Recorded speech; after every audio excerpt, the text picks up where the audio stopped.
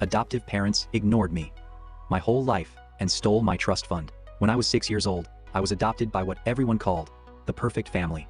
They smiled in every photo, donated to charities, and told everyone how lucky they were to have me. But behind closed doors, I was invisible.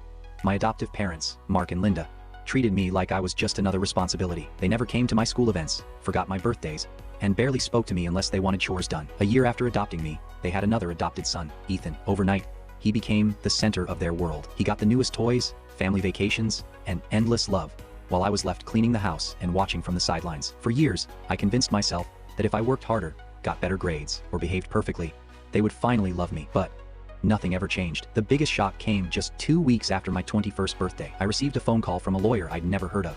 He asked me to come to his office because he had important documents left by my biological grandparents. I had no idea they even knew I existed. When I arrived, the lawyer handed me a thick folder. Inside was a letter from my grandparents explaining that they had created a trust fund for me worth $500,000 before they passed away. The money was meant to pay for college, help me buy a home, and give me a fresh start in life. But there was one problem. The account balance was zero. According to the bank records, my adoptive parents had gained legal access to the trust years earlier and quietly emptied every single dollar. I couldn't breathe. Everything suddenly made sense. They never helped me pay for college because they claimed they couldn't afford it. They told me to take out student loans while they bought Ethan a brand new SUV and paid for his expensive university without hesitation. That money had been mine all along. That evening, I confronted them. My adoptive father didn't even look guilty. He leaned back in his chair and said, "We used it for the family. You lived here too." My adoptive mother added, "You should be grateful we raised you." Grateful? They stole my future. The next morning, I hired the same lawyer who had contacted me. His investigation uncovered years of financial records. My trust fund had paid for luxury vacations to Hawaii, kitchen renovations, expensive jewelry, and Ethan's education. They had even forged documents to convince the bank the withdrawals were for my benefit. Within months, the case reached court. The evidence was overwhelming.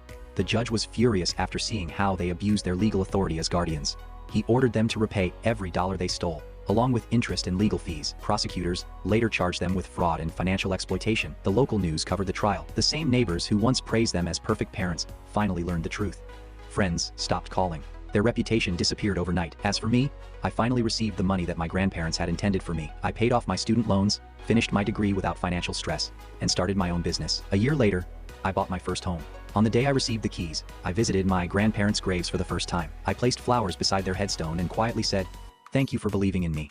Even when no one else did, I realized something important that day. Family isn't defined by the people who raise you.